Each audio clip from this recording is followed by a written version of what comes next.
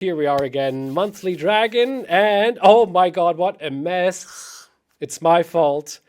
It's October. Where is the September edition? People were asking. This Our is it. This our is the September edition. The October one won't be long. Now, listen, people, we never like to apportion blame here, but it is Anna's fault. Just so you know. Wait a That, second. I thought you were helping me. Okay. no, no, Yes, but you know the good thing about it is yeah, now we will have 2 episodes in October. in a Oh really my short god. time. That's amazing. This is really incredible. So we've got a couple of, so we'll get going here and then we'll be back with you before you know it, certainly before the end of the month. Absolutely. October will be in October. You have my promise, everybody. And Before you can say Monthly Dragon. No, yes, it's not before that you go, fast. Okay. there's a bit of a mouthful. Right, okay, so here we go. I've got a game for us, everybody. Oh, yeah. And it's a slow play game. We're just going to do one game today. I thought we'd chill out, relax, discuss a few things, because I've been having a few thoughts about chess in general as well, and I'm going to share them with you. Nothing too drastic. Let's just, Oh, right. okay. But we're going to go through it. So let's kick off with a game here. And this game, so with it features two players around about the 2400 rating, pretty good players, slow play game, none of this blitz business. And here we have, guess what? We're going to have a Yugoslav attack. Now, whoa, we have been all around the various Dragadorfi, Hungarian dragony type things recently, but this time around we return to the main line dragon. None of the delayed castle stuff. I'm going this way. You can go that way if you want. I'll attack you. You attack me. Let's see what happens. And we get Ah, bishop to c4. So we don't even get the 9 castles variation with d5 that never really seems to end in checkmate, at least, you know. So why it's not, if white wants to checkmate, probably it's got to be this particular variation. And bishop to d7. But here, well, I like to think this game is going to offer a few things. It's going to offer entertainment and excitement and a little bit of theory thrown in.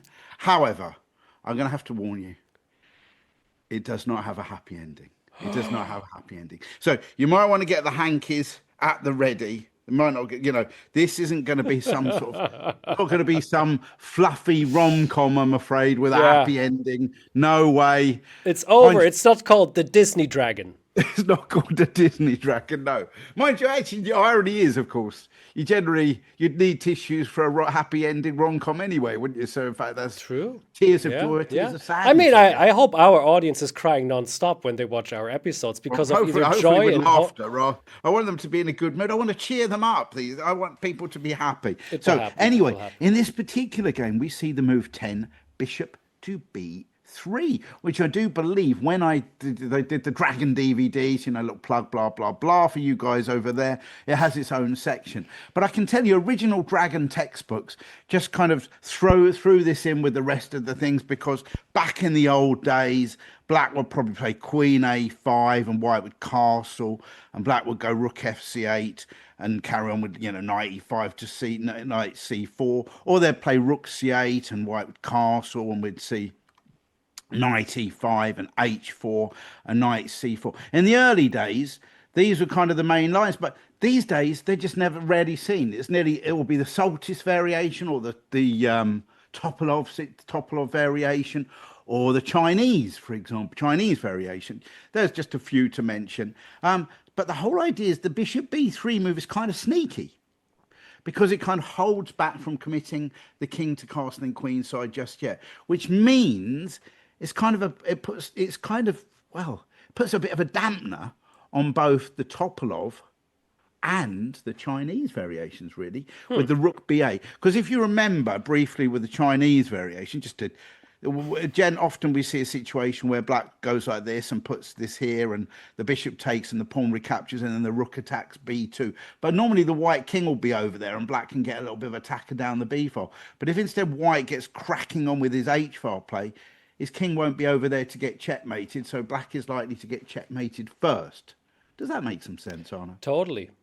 So, and equally the Topalov system, which has rook c8 and swapping and then b on d4 and b5 and a5, that's also kind of inhibited somewhat.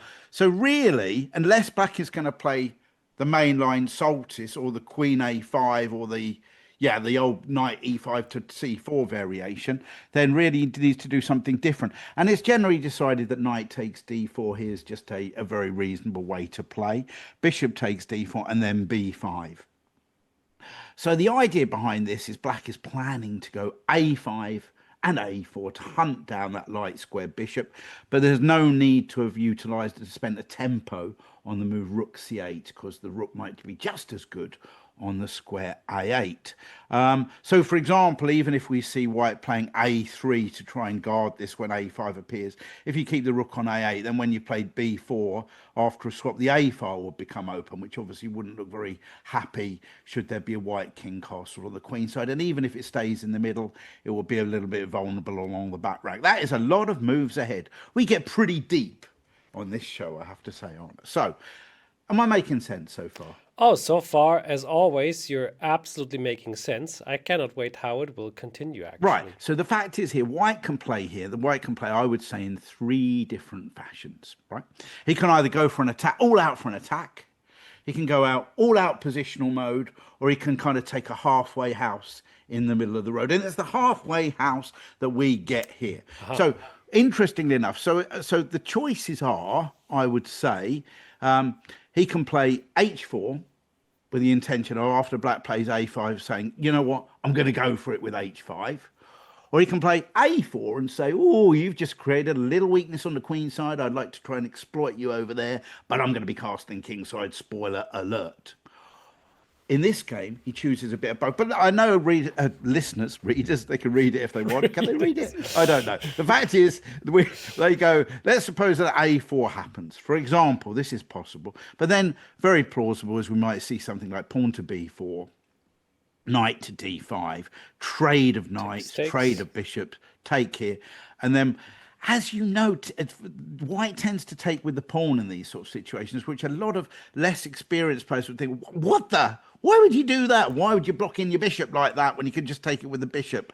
But the idea is when they take with the pawn, they're dreaming not just of a white Christmas, but of chances to get their action down the e-file here. And this bishop is behind this pawn, kind of, inhibits black pawn to manifesting e5. it, yeah.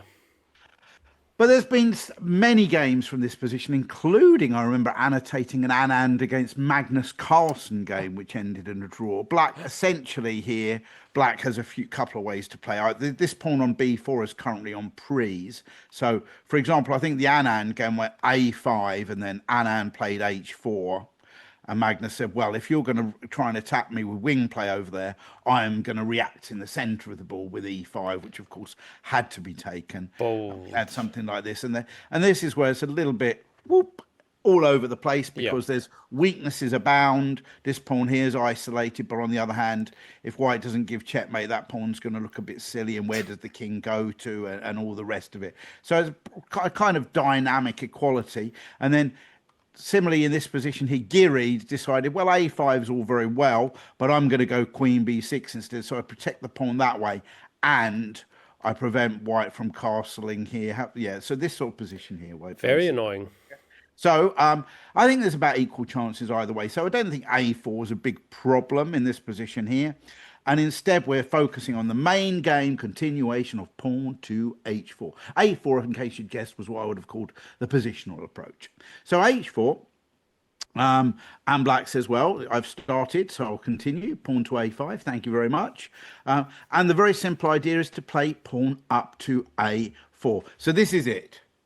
Now we've only got 2 choices left. If you were paying attention, Anna, we've eliminated the positional approach. We now just have the 2 others remaining. The all-out attack mode or the halfway house. Right.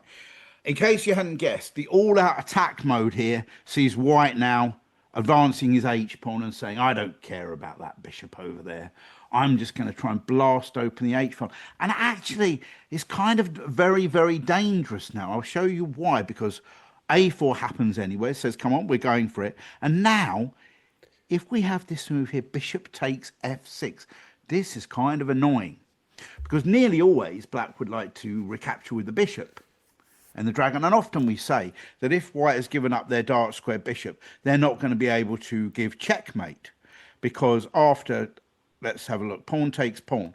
So the idea is, of course, that this pawn cannot recapture because the bishop's here. And if you take back with the h pawn, then Oh queen dear. h6 is going to be a problem. But also after this move here, queen h6 is a bit of a mini disaster. Ugh, Now notice it would not be a disaster if this rook was not on that square, so true.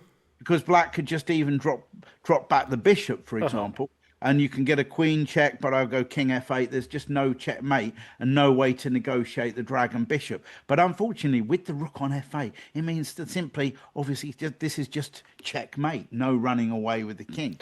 So Difficult. after bishop takes f6, black takes with the pawn, making a bit of a mix and match. Now that bishop is attacked. Remember, there's no queen h6 possible yet because the bishop's covering that square. The bishop comes to d5.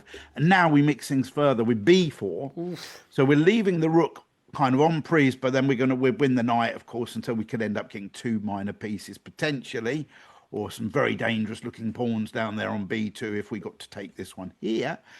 Knight e2. And now this position is super duper in the balance. The rook probably would move now, maybe to c8 or possibly to a5, one of those two squares. And the idea is there's no imminent checkmate threat.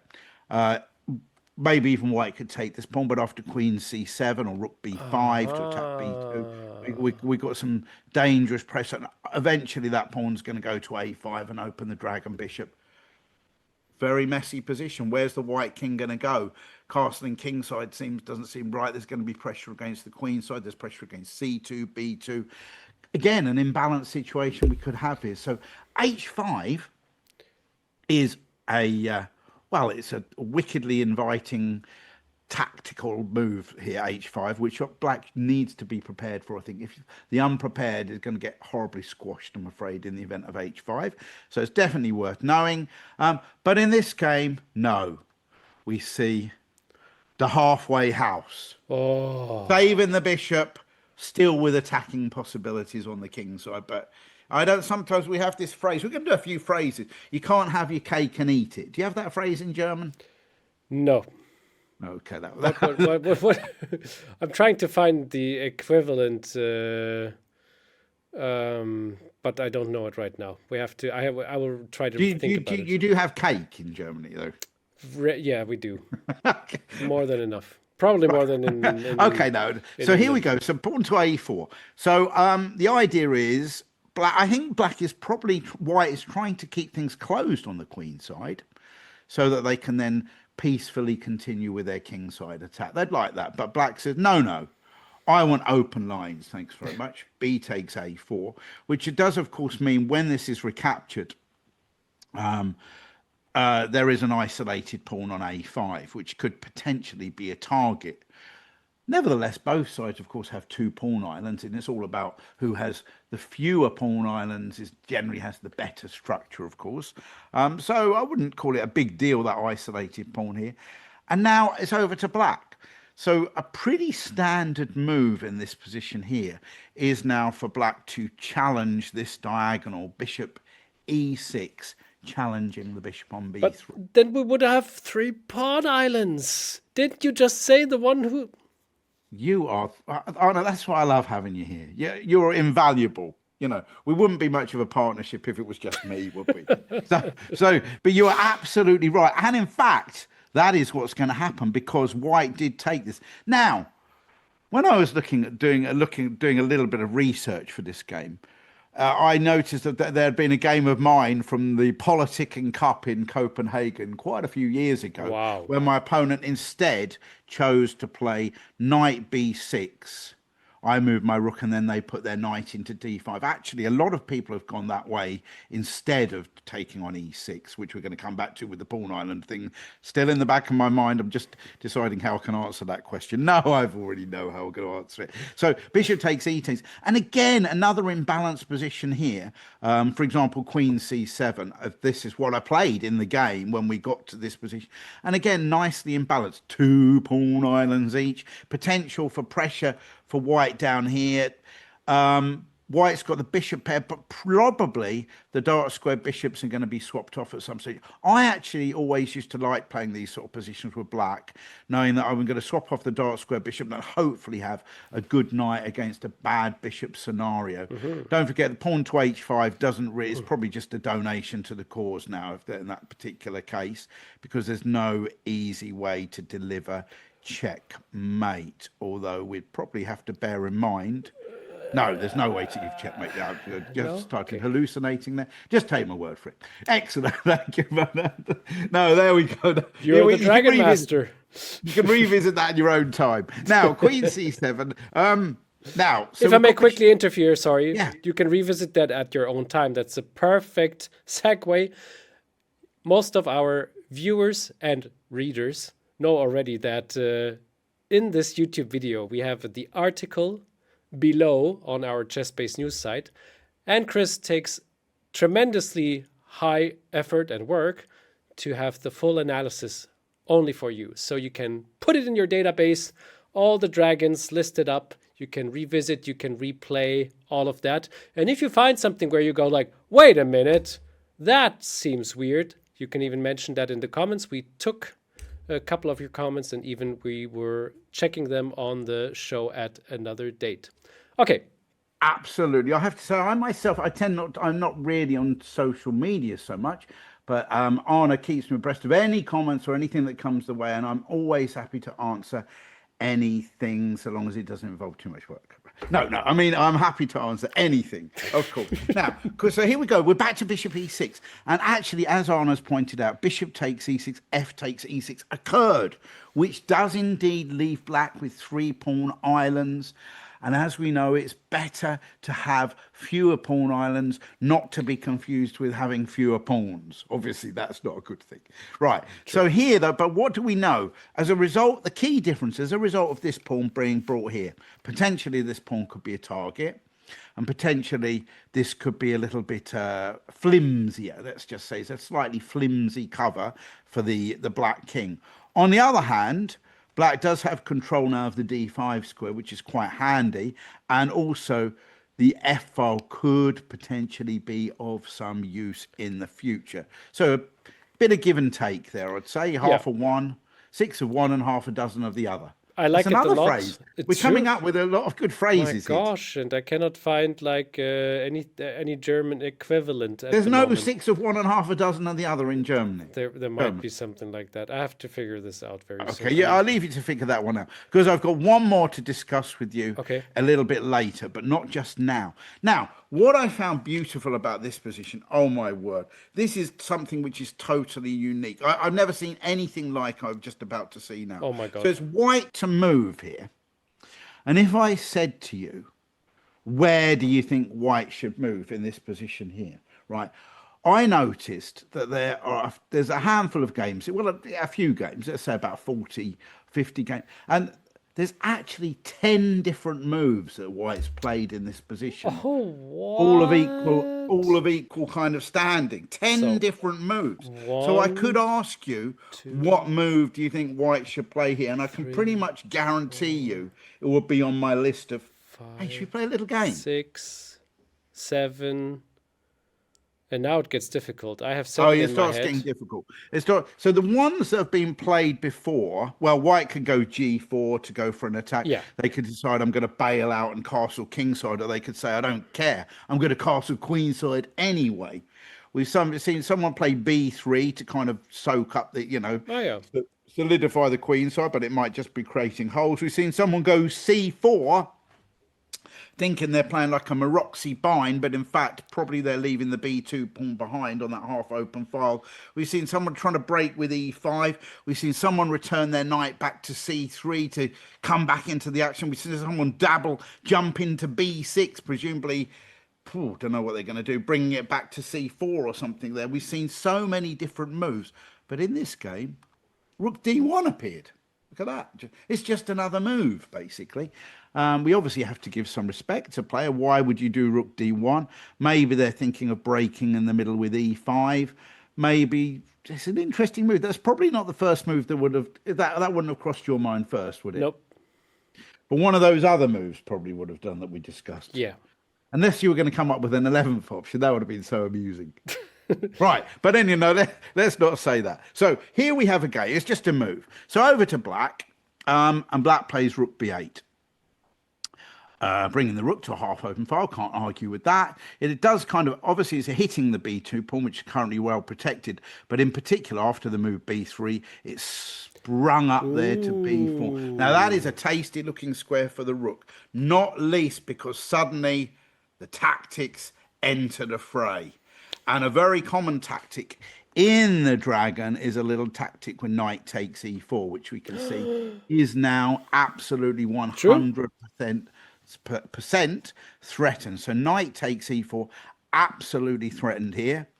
White decides, can't be allowing that sort of thing. So they played queen to e3, allowing the rook, of course, to protect that bishop on d4. Also potentially eyeing up squares like b6 and a7, but I don't think that's such a big deal. And black now responded, I guess, with another sensible looking move.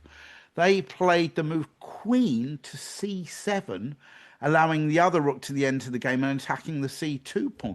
But I have to say, a more interesting move, possibly, with the same options would have been queen c8 interesting. And I'm going to tell you why that is, because if the queen had gone to c7, well, it did go to c7, and white then played queen to c3 to offer a trade of queens. Had the queen gone to c8 first and white played queen c3, then knight takes c4 would still have been a possibility.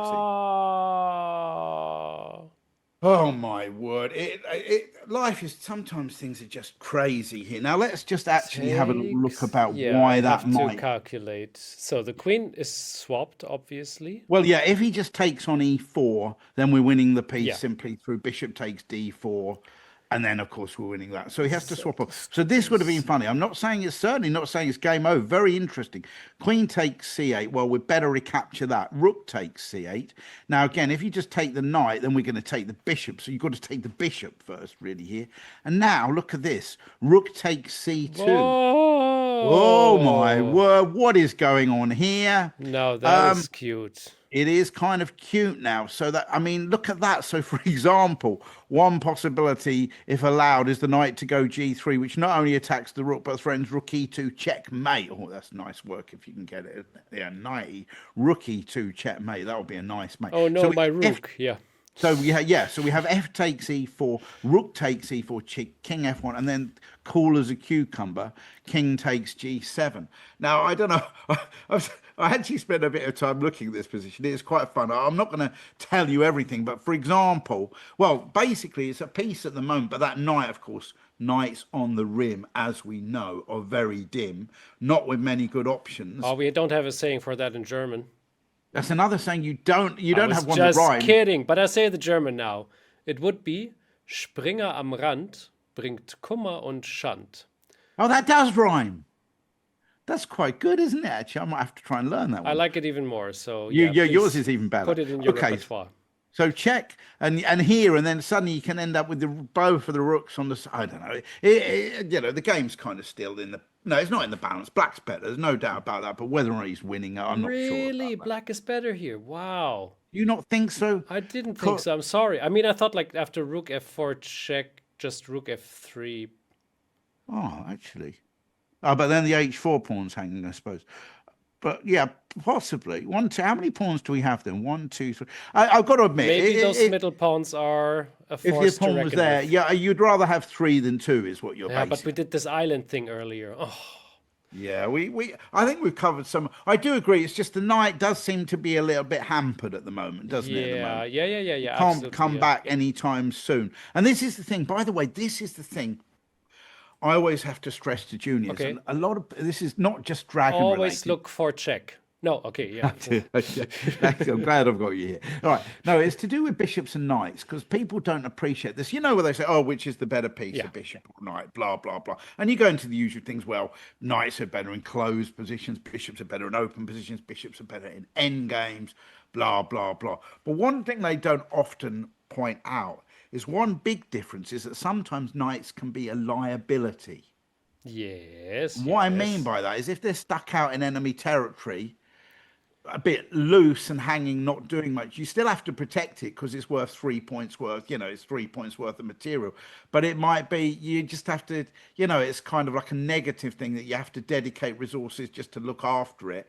And it's a bit similar here with this knight here. You lose your B3 pawn, you got to make sure you don't lose your knight, and, you might not want to be doing that. Whereas a bishop can sort of say, if it gets hot in the kitchen, he can just hightail it out of there to the other end of the board, basically. Yeah, we've seen how that went with the ding against Kukish. Excellent. God, that's pretty right. Now here we go. So that's that. Anyway, that's just one option, but still Queen C8 would have the other choices. In this game, we have Queen C7. Oops, a daisy, Queen C7, and after that we have Stop. Yeah, okay, now we're back. C3. Are we back here? Yeah, we're back. Queen C7, Queen C3 we've just had, and black to play. And black says, well, you might want to swap off to... Well, I mean, should we talk about something else? So let's just talk here. Okay. What other choices? There's still more tactics by the looks of it available. In fact, could we even? Yes, we could. If rook to D2 here, for example, can we go... Oh, man. Knight G4. Yeah, I think we can. Queen... So let's just see this. What would this be like? I seem to be giving away black's pieces in a lot of games. Let's have this here. Here. Oh, let's try this. Queen takes. Oh, no, let's just go queen takes C2 straight away. Now, you can't castle because that rook's here. Oh, this could be interesting. Well, and still that knight's a little bit of a liability over there on A4. So there's a few tactics definitely coming around. It looks like in worst case we would have a draw, even if things are going back. Yes. Firing, right? Right, I think so. But instead, white said Queen C3, says, can we have the queens off, please? And black says, absolutely not. Thank you very much. Queen to B7. And now white says, this is it. I've had enough of this. Thanks very much. I'm just going to castle. I've had enough of these tactics. Don't want any more tactics. Thanks very much, castles, which is all very normal, except you look at that pawn on H4 and he says, is it okay if I rejoin you guys back there on H2? No, you cannot. Pawn, that's what happens when you go there. You get too excited. You do your halfway houses, and they never work out. It was Icarus flying too close to the sun. Exactly. So now... black to play, where are we going to go? Now, I would put it to you that probably the most obvious move here is for black to play rook over to C8, activating the rook, attacking the queen on C3. And I think that's just a very reasonable move. But black, of course, said, you think there's no tactics in this game? You think by castling you've stopped the tactics? Well, take a bit of that if you want. And I said, wow, I didn't see that coming somehow. Well, you better see it coming now. What are you going to do about it? He said, well, I better really, is there any choice actually here? I better take that knight. Probably not much choice, I would say. E takes D5, bishop takes D4 check, rook has to take, and a little sliding of the queen to A7. Very neat. Pinning the rook now to the king on G1. No peace for the wicked as far as that white king is concerned. And of course, if white just protects it with a rook, then pawn to E5 is absolutely curtains for the rook. So white's next move is absolutely forced, I think. White has to play the move knight to C5, returning the knight basically instead of losing the whole rook. So knight takes, and now black takes it with the pawn. It wouldn't be too advisable now to play rook takes rook here, because that would be a little discovered check, picking up the queen. That's always handy. Nice work if you can get it. So the rook moves away, rook back here and here. So now we're starting again. So we're kind of into the middle game position here. Let's just play a couple more moves before we stop and discuss. C4 check gave an opportunity for black to get rid of one of his isolated pawns, because currently he's got 4 isolated pawns. Rook F2, pawn takes B3, pawn takes B3, and we're going to pause here for the moment. So what exactly is going on here? We will level on pawns. We're into the middle game. What would you say about this position? Well, black's going to get a bit of pressure against B3 and could potentially have a passed A pawn. the more pawn islands thing for black means that maybe this could be a little bit weak. Possibly the king's exposed here. Yeah. Is this going to be proven to be weak? It is currently attacked, or is it going to try and advance and break down this shell over here? I think this next move is where things change. And I have to stop. I told you that we might not be in line for a happy ending. But something else has also crossed my mind here about chess in general. You know, like you probably would know more than others, Arne. I You know, doubt when it. you're doing a bit of working out or going to the gym or going for a run or whatever, we have another phrase in England Oh, called no pain, no gain. Do you have that one over there? sort of. We have also many, but no pain, no gain is very, very Right. But I'm English. thinking in chess, it's generally a case of pain, no gain, isn't it? Something is that not right? You usually those two come together. Those two often come together, and that's going So to true. kind of be the case in this particular So game here. true. And it, honestly, this reminded me so much of playing regularly in. You're going to see as we slowly progress. So black to play here. Now, I think I've got a bit of sympathy for the next move, but I probably don't think it's a good move. Black now decided to go rook fb8 and gang up on that b3 And pawn. I thought for the whole time something crazy like rook g4 would happen, but luckily not. Luckily not. What would have been a rook g4? Threatening nothing. Is that right? Yeah, that's the problem. It threatens absolutely nothing. It just looks It looks good, ridiculous. yeah.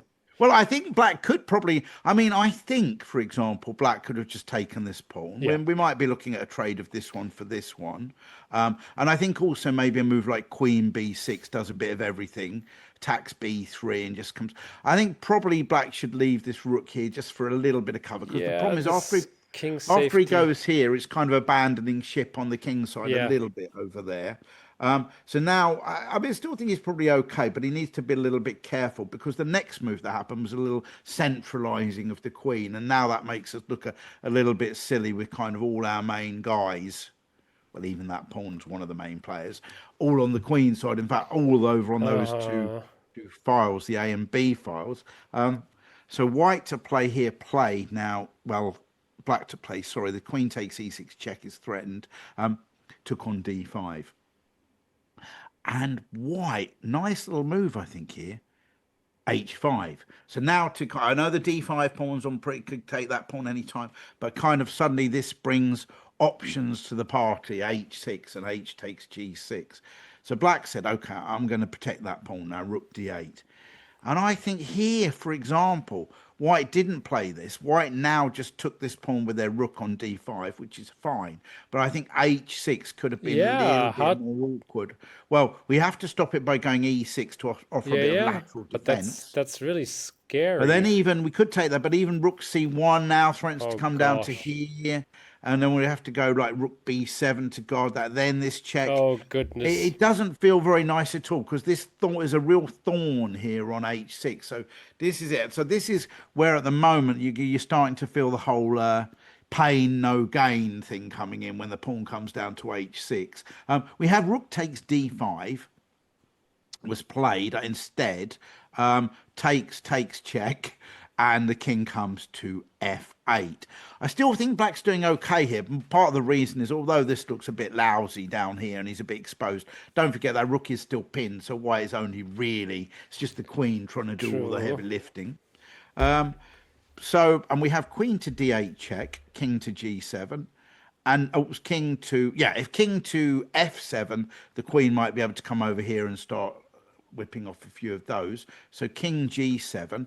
And now the fun starts here. Starts. Okay. Honestly, this is such fun. So we get h6 check, luring that king out. And I think really we have to take that pawn because otherwise there's going to be queen h8 and whatever, taking the pawn with check, getting a new queen, that sort of thing, I think. So king takes h6, check here. And we now start venturing up the board. Queen to g7. Right. So this is a little bit of a problem. This is the sort of thing that happens when you get your king running down the board when there's still action happening. But I think black's next move was very sensible. Black played queen c5, saying, okay, I know that h-pawn's on pre, but I think the priority is I don't want to get mated over there. And I'm just keeping my queen. It's doing things. It's defending e7. It's defending at a5 still. It's still pinning the rook to the king. So that's all okay. Also, it's Um, is yeah. it threatening? Yeah, again, a draw could be happening after check on c1. I think, yeah, because how to defend the check on c1. Wait a second, where did the queen come from? Yeah, you're making some very good points, by the way. You're probably right. Queen c1 check because we've always got that check on h4 if we Yeah, need to. yeah, Where yeah, did yeah. so the queen has come from a7, hasn't it? A7. Yeah, yeah. Okay, good. Yeah. So So now it this offers the was queen c1. necessary. Yeah. Yeah, that's a very valid point. It's offering the check there and the check on h4, of course, with the rook. So if there's no perpetual, it might be mate, for example. So the queen does quite a lot of things here. Now, I suspect probably white could just take on h7 check here, king g5. We're probably is looking at a perpetual. Probably odds on here, you'd have to say, are going to be a draw, except I've already given you a spoiler alert that it's not going to be a draw. So don't go betting on it right now. Okay. Okay, so instead white plays g3, which certainly keeps the game alive for a few reasons. A, it means the king's got g2 to come to. There's no rook check on h4. So black to play. And what I suspect happened, this is my suspicion, is that now the guys were entering a kind of time trouble phase of the game, I should think. But black here played king to g5. Wow. Probably so that queen takes h7 doesn't come with check. And white play king g2, unpinning the rook, which already starts to, you'd start getting nervous once that rook gets unpinned, just in case it suddenly makes some big entrance to the game, I guess. But black gets to take this pawn, rook takes b3. And finally, we see a big threat coming with the move, queen f7. Now, I think if white had just taken this pawn here, then I think black could have said, right, enough's enough. I'm just coming out of there, thanks very much. You can take a perpetual if you want, but I'm not going to be caught in these mating nets anymore. But instead, white played queen f7. And now we should be able to see that white is threatening a very simple checkmate in just 2 moves, with queen to f4 check, king h5, and queen h4. Checkmate. Yeah. And of course, if black plays pawn to h5 here, then it would just simply be accelerating the checkmate. Queen f4 mate. So what is black going to do against that? Well, again, another very sensible move. I think the queen went a little bit deeper into the position and played to e3, where it's covering the f4 square, still protecting the e7 pawn and kind of keeping white a little bit honester over here. So don't forget, if this f pawn now moves at some stage, then there's a check on g3. So white should only really do it if it's going to help further his quest for checkmate. So, for example, actually, let's put it in here. If f4 check king g4, suddenly there's no checks whatsoever available for white. And that could be a little bit of a problem. It would most certainly be black's turn to bet, I would imagine. There's a check on the other hand. Wow, that's another one. I can't believe this. Black's turn to bat. I mean, you don't have cricket even, do you? So you probably don't have some equivalent for that. My word, this is just going crazy today on the sayings front. So queen king. So f4 check. Let's rewind that move. So we don't want to play that move there. So now, so let's assume for the sake of argument that the time control is move 40. They both have to get to move 40. And suddenly you're black, and white suddenly plays the move. Well, what does the queen on e3 do? It keeps you honest over here, and suddenly white played king h3. And I can only imagine now the panic that would have set for around about this stage here. King h3. What does that do? Can I take the rook? Oh no, it's the queen f4 to h4 checkmate. Well, what do I do? What am I doing now? Actually, is white threatening anything? All these sort of things would be going through your mind. Now, it would be panic stations, but in actual fact, if you had the nice calm head and everything under control here, you'd say, well, actually, white isn't really threatening anything at all. I'll just carry on moving my pawn down the board if it's all the same with you. And quite right, you're absolutely right. There is no threat here, because if, for example, f4 check, let's give f4 check a go. King h6 check, and then, well, basically, there's going to be a problem here. There's not even a check on d5. So if queen here, am I right in saying this? King here. There's no, yeah, Difficult that's to give a right. checkmate on There's g4. no check, and I'm threatening one or two things myself over there, I would imagine. Yes, that's right. And of course, we've got this little guy over here. So f4 doesn't really do anything. Rook h2, I can just take on f3. So in fact, there isn't, when white played the move king h3, there isn't actually a threat. But black, if you like, and I don't even know if there's a word for this, black in fact enabled white to now have threats by doing. Oh no. So now played rook b1, and now we get a double error. Oh my word.